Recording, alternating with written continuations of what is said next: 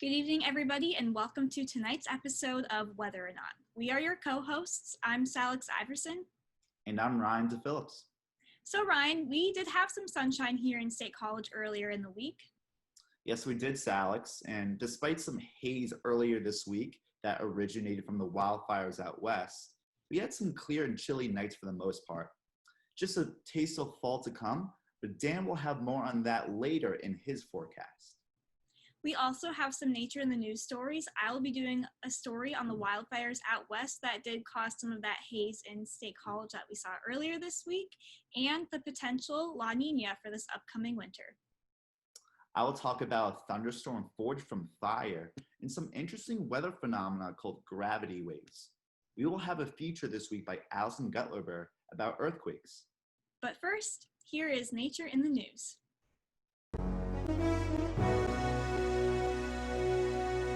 For the past 3 weeks, fires have been burning across the West Coast in Oregon, California, and Washington.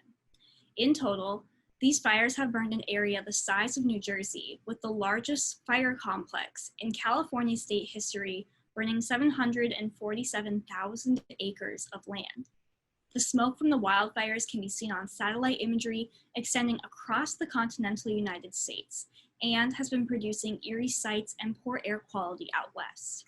As of now, Oregon's air quality is one of the worst in the world due to high amounts of smoke in the air. Additionally, tens of thousands of residents have evacuated the area, and 500,000 people are located in areas that may be evacuated shortly. Firefighters, town leaders, and emergency managers are hoping that strong winds, higher humidity, and lower temperatures coming into the region will help fire crews in disseminating the flames. Our thoughts go out to the residents of Oregon, Washington, and California. While wildfires continue to wreak havoc through much of California, a very thunderous weather phenomenon has occurred as a result. Similar to a cumulonimbus cloud, aka a cloud that produces thunderstorms, a pyrocumulonimbus cloud formed a thunderstorm in California's Sierra Nevada mountain range. In this case, the prefix pyro means fire, due to this thunderstorm forming in origin from the Creek Fire on Friday, September 6. Like all cumulonimbus clouds, pyrocumulonimbus clouds also form from heat and moisture. However, what's unique about pyrocumulonimbus clouds is that they form directly from the heat and smoke from fires. This pyrocumulonimbus cloud soared over 45,000 feet above Earth's surface, equivalent to 8.5 miles high. It was noticeable enough to be seen in space as lightning accompanied this storm. No injuries or fatalities were reported directly from this storm. The National Oceanic and Atmospheric Administration, or NOAA, has issued a La Nina advisory for the United States. La Nina is a pattern that is associated with the ocean atmosphere phenomena known as ENSO, which stands for the El Niño Southern Oscillation.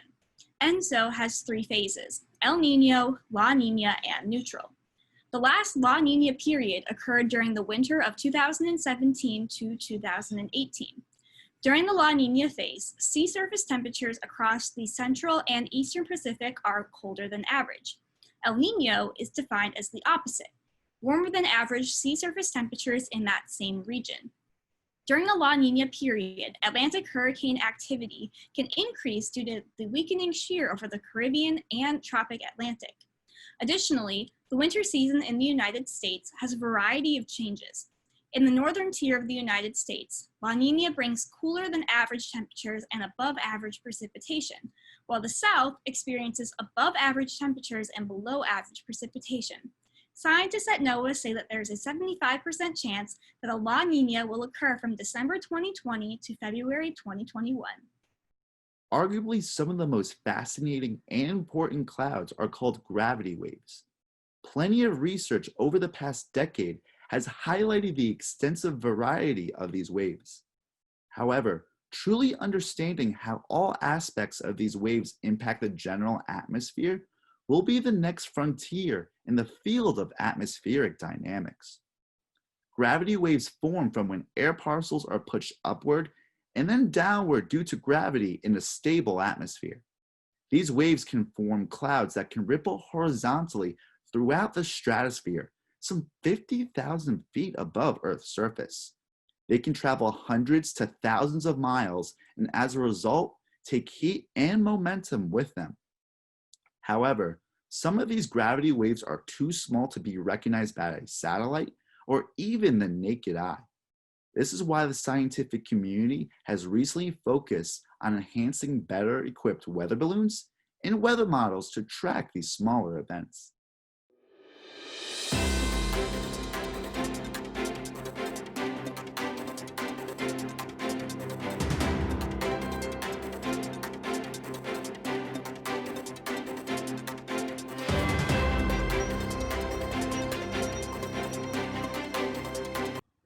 Good evening, everybody, and I'm student meteorologist Dan Guzman here with your Central PA forecast.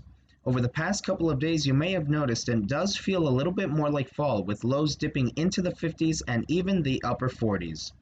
We do expect temperatures to trend upwards, however, especially next week, but for tomorrow and the weekend, we do expect temperatures to remain below average. For tomorrow, the setup, we do have a cold front south of Long Island extending over Virginia, West Virginia, and Kentucky. That is going to be bringing light and moderate precipitation up and down the I-95 corridor, but west of that, fair weather is expected as a high-pressure system is parked over the Great Lakes region right now.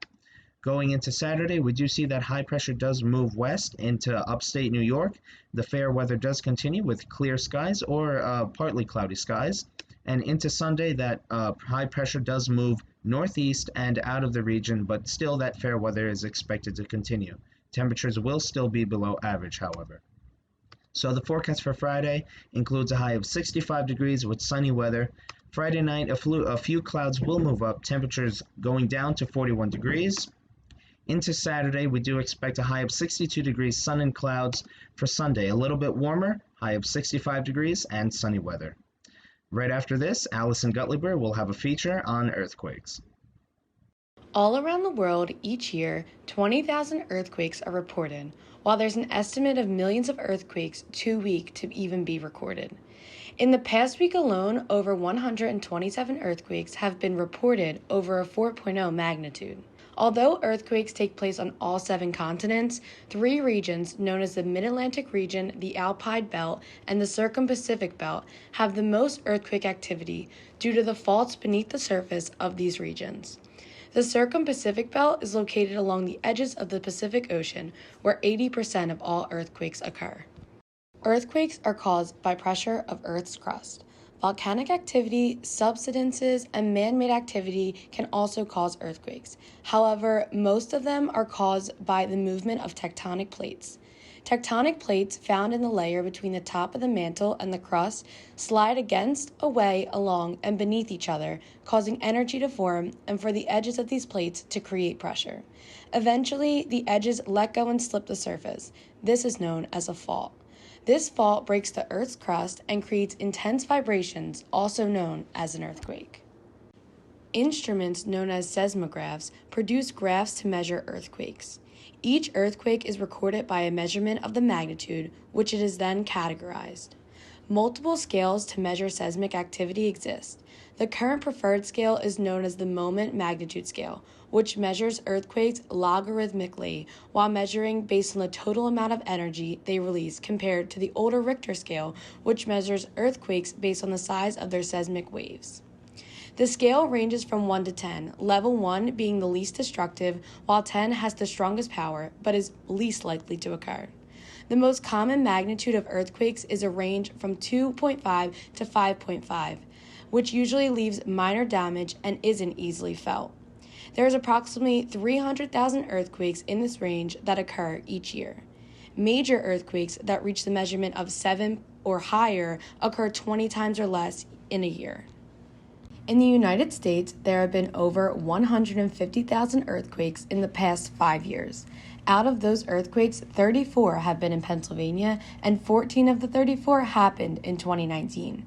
According to seismologist Charles Scharnberger, Lancaster County, which is in the eastern portion of the state, is the most active seismic region in Pennsylvania. The largest earthquake near State College in the last year was a 1.5 magnitude earthquake from Stormstown, PA. This earthquake was on Monday, June 1st, 2020 at 5:26 a.m. and about 12 miles from the Penn State main campus. This earthquake was small scale compared to the largest record earthquake, Valdivia. Valdivia earthquake hit Chile in 1960 with a 9.2 magnitude. The Circum-Pacific Belt region was hit hard with destruction of land, but also a tsunami that reached about 80 feet high. The tsunami raced across the Pacific Ocean, hitting the Philippines and Japan. Valdivia earthquake only lasted approximately 10 minutes, but data showed that the shockwaves continued to shake the entire planet for days. Seismologists believe that earthquakes cannot be produced too much larger than Valdivia, as a 10.0 magnitude earthquake is impossible. From Whether or Not, I'm Allison Gutleber.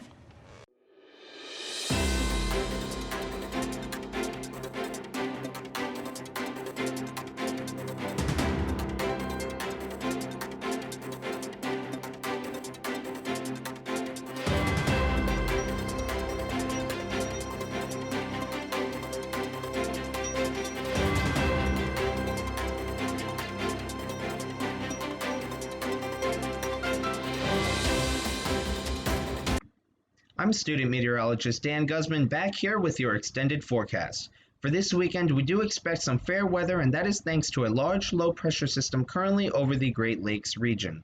So starting off with your weekend recap, we do see Friday includes a high of 65 degrees with a low of 41 degrees with some sunny conditions. Going into Saturday, maybe a few clouds in the sky with a high of 62 degrees and a low of 39 degrees, so lows getting into the upper 30s now. And Sunday, a high of 65 degrees with sunny conditions, and once again, a low of 39 degrees.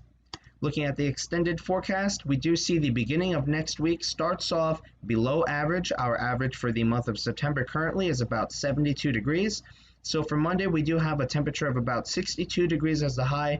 Those temperatures climbing slowly with sunny weather, although at the end of the week, we do see average temperatures to end the week for the start of the weekend with some cloudy conditions and some possible rain showers. And now for the answer to our Weather Whiz quiz question. This year's Atlantic hurricane season has been very active. What has been the most active hurricane season to date? Is it A, 2019, B, 1978, C, 1993, or D, 2005? And the correct answer is D, 2005. The 2005 season had 27 named storms and had to use the Greek alphabet toward the end of the season.